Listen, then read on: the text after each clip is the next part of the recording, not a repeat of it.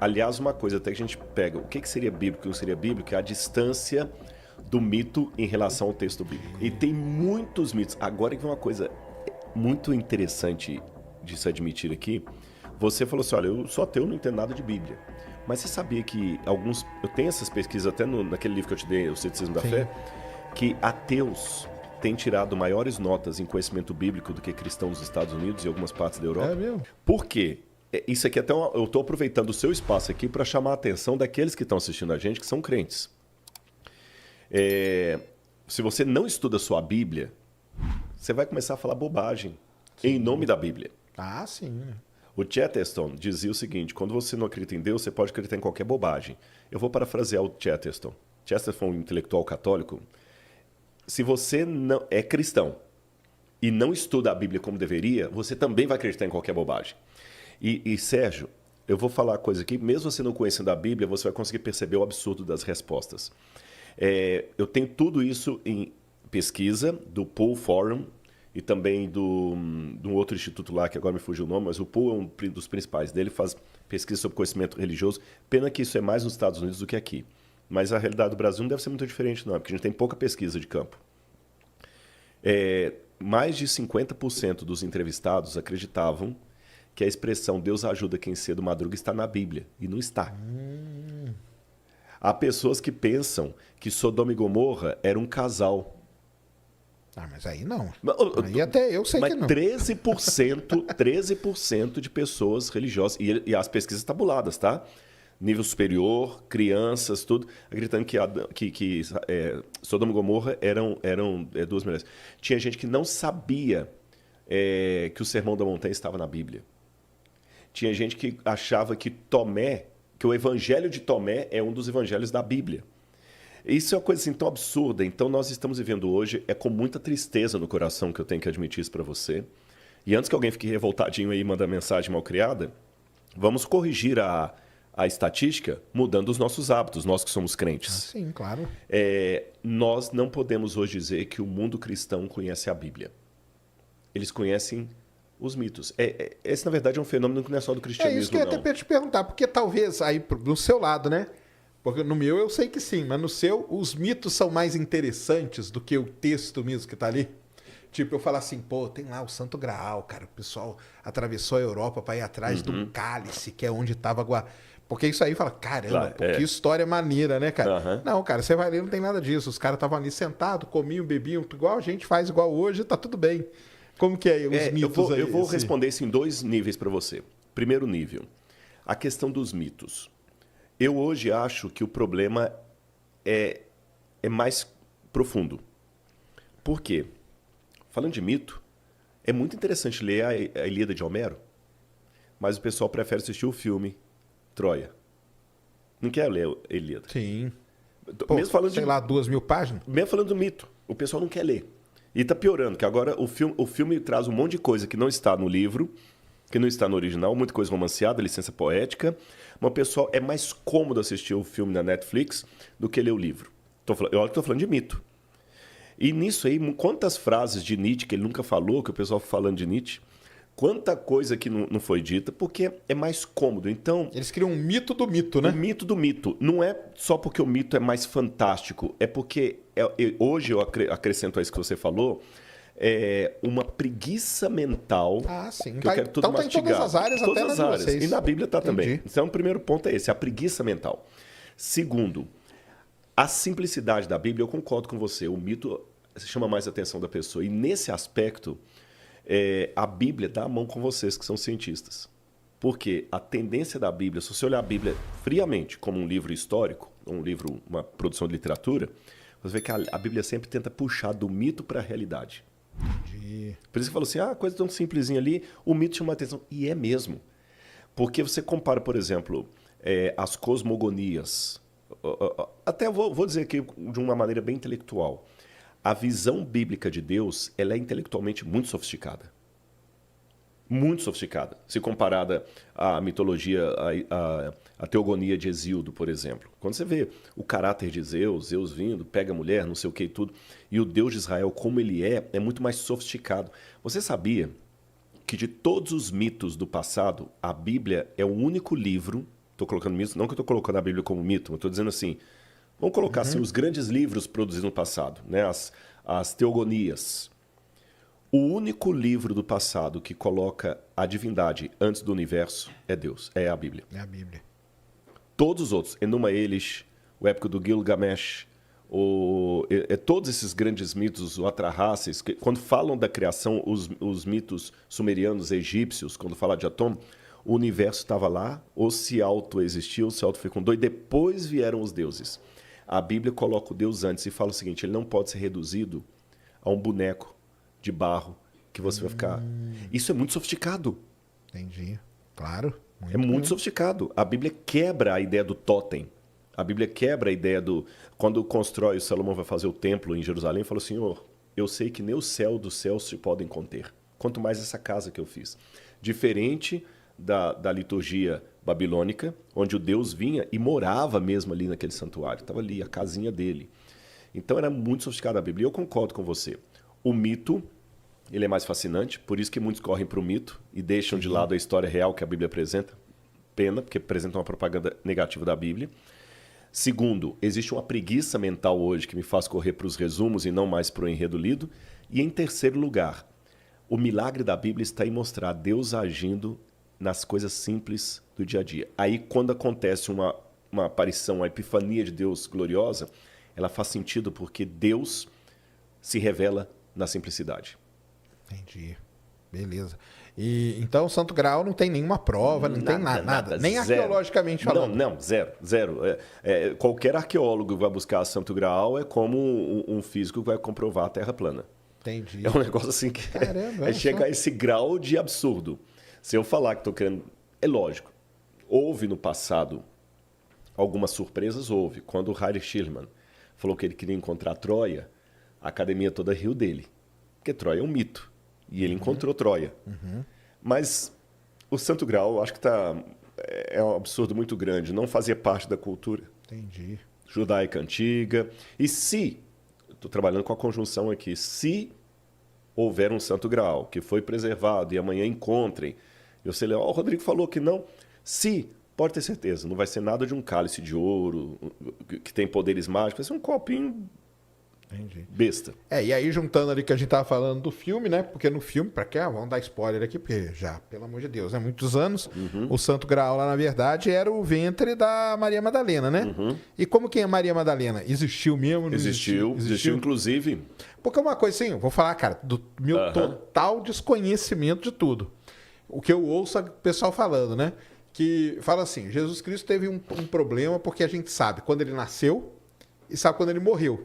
Mas tem um período da vida dele... Dos 12 aos 30 anos. Que a gente não sabe nada do que aconteceu. O que aconteceu, então, com Jesus, que arqueologicamente tem alguma coisa e tal, nesse período de vida dele? Eu vou te dar a resposta mais simplória que você pode imaginar, mas é essa. Ele foi simplesmente um judeu como outro qualquer. Entendi. Só isso. Mas, de novo, a busca do mito. A gente quer alguma coisa, tem que ter alguma coisa. Não tem. Gente, quem é sofisticado é o ídolo. Aí que eu vou falar agora em teologia para você. Quem é sofisticado e quer o glamour é o mito, é o ídolo. O Deus de Israel, não. Vou dar um exemplo de estudo de casa e eu volto para Jesus, da Maria Madalena lá, que você perguntou. Deus, quando apareceu para Moisés no Sinai e deu os 10 mandamentos, que os judeus até contam a piadinha, que originalmente era para ser uma tábua só, né? Aí pôs em quantas? Em dois, né? Pode ser até 3, que é aquele filme antigo lá que eu esqueci o nome, daquele judeu lá que... aí falou assim, aqui estão as 3 tábuas, aí cai uma quebra, né? As 2 tábuas. E o pessoal brinca também que assim, que era uma tábua só, e Deus falou, Moisés, aqui estão os meus mandamentos. Aí falou assim, o que é isso? Os meus mandamentos, Moisés. Quanto custa? É de graça. Então eu vou levar 2. Né? Então, nesse momento da aparição, você tem a epifania. Deus aparece no Monte Sinai com raios, trovões e tudo mais, e o povo fica assustado. Aí Deus vira para Moisés e fala assim, Moisés, faz uma barraca para mim lá no meio do acampamento, que eu vou ficar no meio do povo ali. E o santuário, que o primeiro templo judeu, era um negócio besta, pequeno, besta no sentido de simplicidade. Não tinha nada parecido com o templo de Karnak, com os templos babilônicos, os sumerianos, Coisa simples. Então Deus foi bem simples. Quando o Verbo se fez carne e habitou entre nós, que é Jesus, ele se encarnou num bebezinho. E Jesus se tornou homem mesmo. O menino Jesus fez cocô na fralda, arrotou, vomitou. Era um ser humano, né? Ser humano. E ele, nesse período aí, com exceção dos 12 anos, que eu posso colocar desde a infância até a fase adulta, que o único episódio que a Bíblia conta é a ida de Cristo aos 12 anos no templo, que alguns pensam que foi o bar mitzvah de Jesus. Embora, bem da verdade, o bar mitzvah hoje é com 13 anos completos, mas nós não sabemos até que ponto isso é uma tradição rabínica posterior, e na época de Jesus era com 12 anos. Certo. Só. E não tem nada, é porque não tem nada. Você entendeu? Entendi. Mas tem que ter. Não tem. Ele simplesmente trabalhou lá na carpintaria, andou em Nazaré. Talvez era uma pessoa de um caráter mais elevado, que agora eu já estou especulando, mas com base em alguma possibilidade. Foi vítima de inveja, de bullying dos outros que queriam fazer coisa errada, ele não.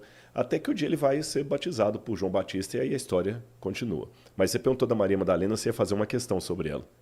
Não, é que o pessoal fala da Maria Madalena lá, né? Que tem ela... que ter também um romance de Jesus com Maria Madalena. Que foi, e aí dali saiu uma linhagem. Que foi para a França, para a Gália. Os templários que protegiam, né? Exatamente, tem toda essa história, os merovíndios que a protegiam. Isso aí. Na França até hoje existe. Eu escrevi um livro agora sobre Maria Madalena.